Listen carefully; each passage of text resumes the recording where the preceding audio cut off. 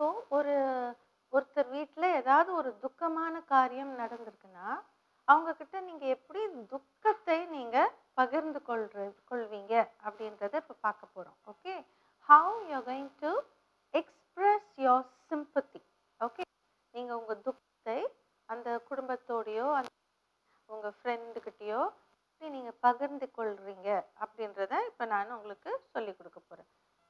இப்போ மேபி அவங்களுக்கு பிஸ்னஸ்ல ஏதோ லாஸ் ஆயிடுச்சு, இல்லாட்டி யாரோ அவங்க வீட்டில் வயசானவங்க யாரோ இறந்து தவறி விட்டார்கள் அப்படின்னாக்கா, நீங்க உங்க அவங்களுடைய துக்கத்தை நீங்க கொள்ளும் போது how you are going to express sympathy அதை நான் உங்களுக்கு இப்போ சொல்லி கொடுக்க போறேன். ஓகே, பார்க்கலாமா?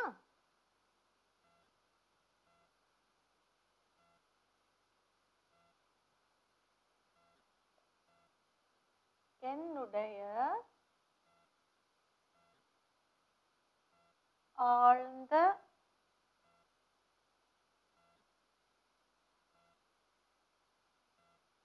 அனுதாபம்.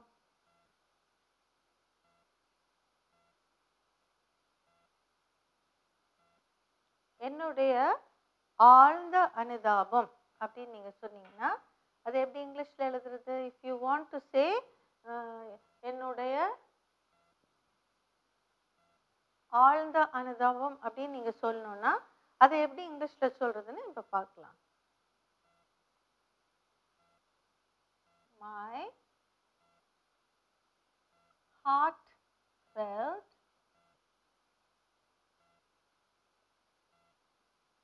condolences.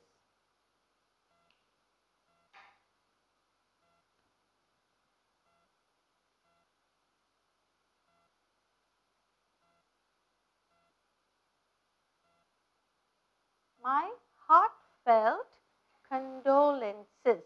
என்னுடைய ஆழ்ந்த அனுதாபங்கள் ஆர் அனுதாபம், அனுதாபங்கள்னு கூட சொல்லலாம். ஓகே, இன்னொரு வகையா நீங்க சொல்லலாம், உங்கள் துக்கம்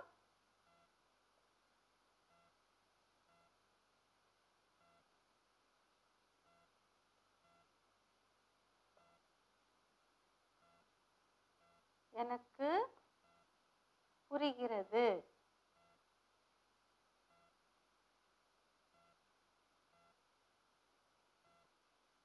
உங்கள் துக்கம் எனக்கு புரிகிறது அப்படின்னு நீங்க சொல்லும் போது அதை எப்படி இங்கிலீஷ்ல சொல்வீங்கன்னு பார்க்கலாம். I can understand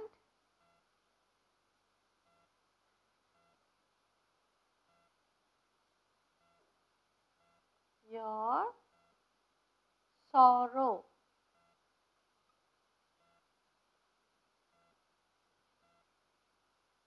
Okay, I can understand your sorrow. இன்னொரு வகையா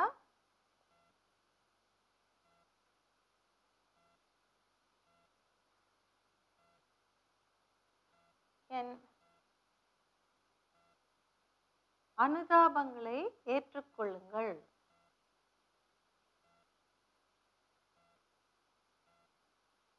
என் அனுதாபங்களை ஏற்றுக்கொள்ளுங்கள்.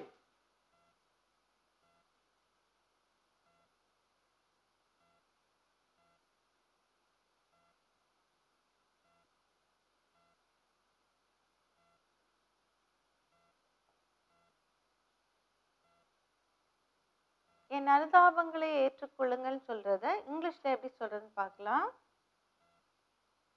Kindly accept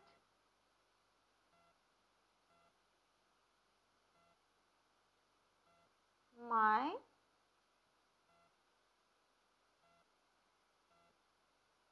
condolences.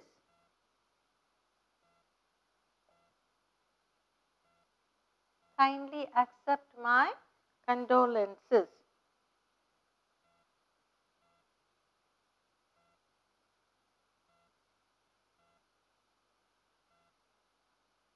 நீங்கள்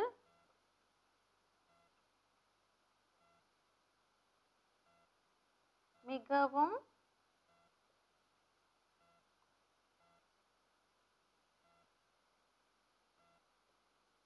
கலக்கம்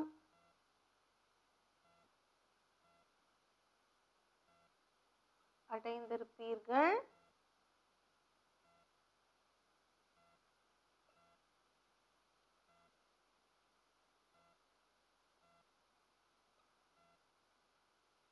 என்று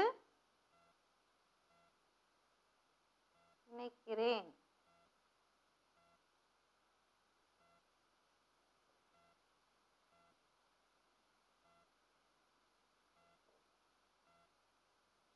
நீங்கள் மிகவும் கலக்கம் அடைந்திருப்பீர்கள் என்று நினைக்கிறேன். இதை நீங்க ஒருத்தட்ட சொல்லணும்னு நினைக்கும் போது அதை இங்கிலீஷ்ல எப்படி சொல்றதுன்னு பார்க்கலாம். I think, நினைக்கிறேன் அப்படின்றது I think. நீங்கள் you must be மிகவும் கலக்கம் அடைந்திருப்பீர்கள். You must be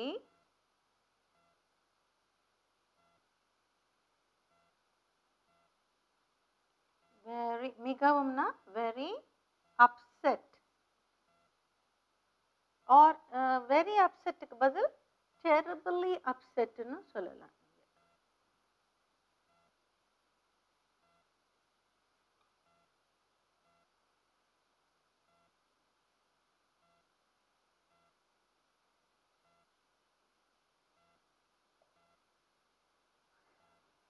I think you must be terribly upset. Okay, next one.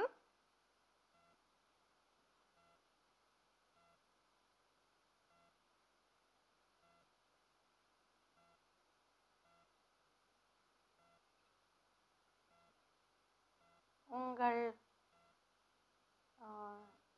நினைவுகள்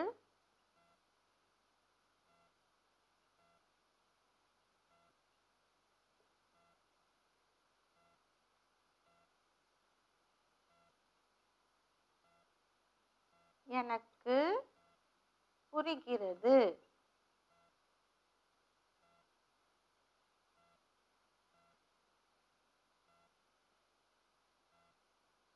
நினைவுகள் or நினைப்புகள்.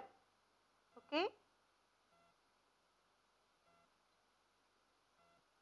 உங்கள் நினைப்புகள் எனக்கு புரிகிறது. நீங்க என்ன நினைக்கிறீங்கன்றது எனக்கு புரியுது அப்படின்னு சொல்றத நம்ம இங்கிலீஷ்ல எப்படி சொல்ல போறோம்? I can, எனக்கு நன்று புரிகிறது அப்படின்னு சொல்லும்போது I can very well understand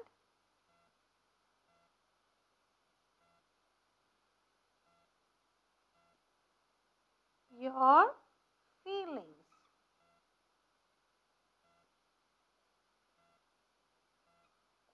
I can very well understand your feelings.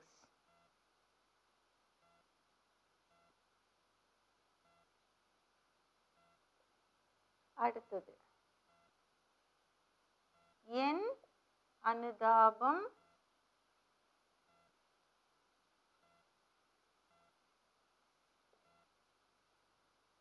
உங்களுக்கு என்றும் உண்டு.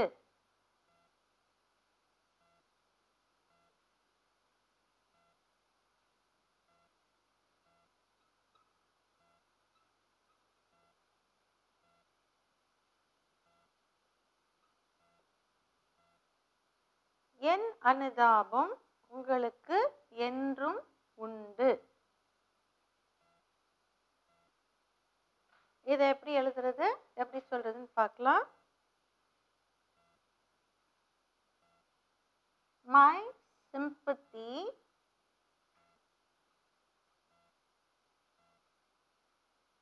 is always there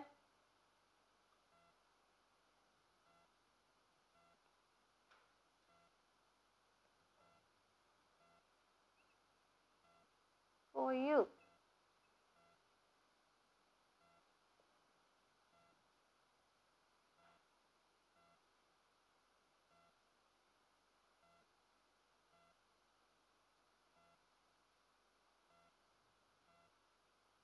My sympathy is always there for you.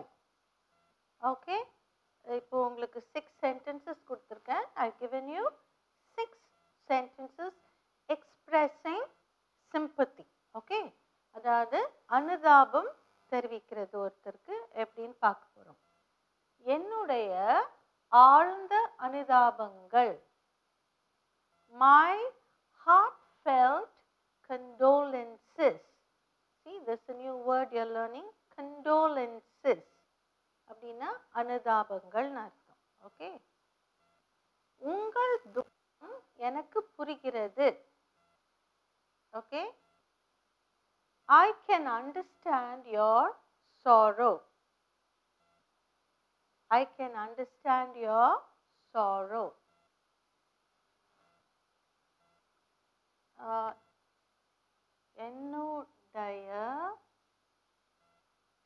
என்னுடைய அனுதாபங்களை ஏற்றுக்கொள்ளுங்கள் அப்படின்றது இங்கிலீஷ்ல எப்படி சொல்றது?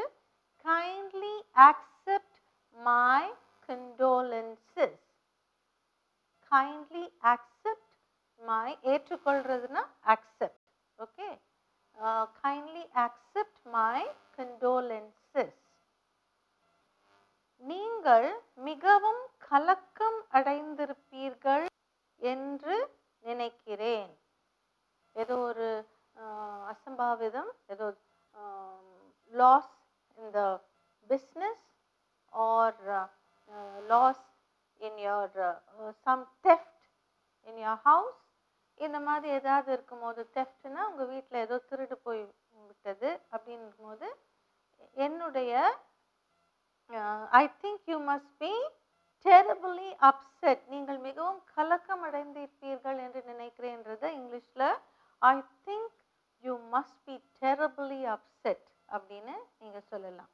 அங்க போய் நீங்க எந்த இடத்துல எதை பேசணுன்றது நீங்க தெரியணும். அங்க போய் ரொம்ப சந்தோஷம் அப்படின்னு நீங்க சொன்னீங்கன்னா or well done, congratulations சொல்ல முடியுமா? முடியாது இல்லையா? ஏதோ ஒரு துக்கம் இல்லாட்டி ஒரு ஏதாவது ஒரு லாஸ், அதாவது எதையோ ஒரு பொருளை தொலைச்சிட்டாங்க அப்படின்னா அங்கே போய் I think you must be terribly upset அப்படின்னு நீங்கள் உங்களுடைய சிம்பத்தியை ஷேர் பண்ணிக்கணும். உங்கள் நினைப்புகள் எனக்கு புரிகிறது. I can very well understand your feelings. I can very well understand your feelings. நினைப்புகள்னா feelings. என் அனுதாபம் உங்களுக்கு என்றும் உண்டு. அது எப்படி இங்கிலீஷ்ல சொல்றது? My sympathy is always there for you. அனுதாபம்னா இங்க sympathy. ஓகே, இந்த அனுதாபம்ன்ற வேர்டுக்கு கண்டோலன்ஸ் சொல்லலாம், சிம்பத்தின்னு சொல்லலாம். ஓகே, துக்கம்னு சொல்லலாம். உங்கள் துக்கம், சாரோ. ஸோ இந்த வார்த்தைகள் தான் நம்ம to express sympathy we use all these words. Okay, இன்னொரு முறை பார்த்துக்கலாம். வெறும் இங்கிலீஷ் வாக்கியங்களை மாத்திரம் இப்போ நம்ம பார்க்க போகிறோம். My heartfelt condolences. My heartfelt condolences. I can understand your sorrow. I can understand your sorrow. Kindly accept my condolences. Kindly accept my condolences. I think you must be terribly upset. I think you must be terribly upset. I can very well understand your feelings. I can very well understand your feelings. Very well. Okay? Very, That is, when you pronounce a V word, bite your lower lip with your upper teeth. Labiodental we call it, okay? I can very well. W words round your lips. Understand your feelings. My sympathy is always there for you. My sympathy is always there for you. Okay? So 6 sentences I have given you. Practice them well and use them whenever needed. Okay? தேவைப்படும்போது இந்த அனுதாபத்தை உச்சரிக்கும்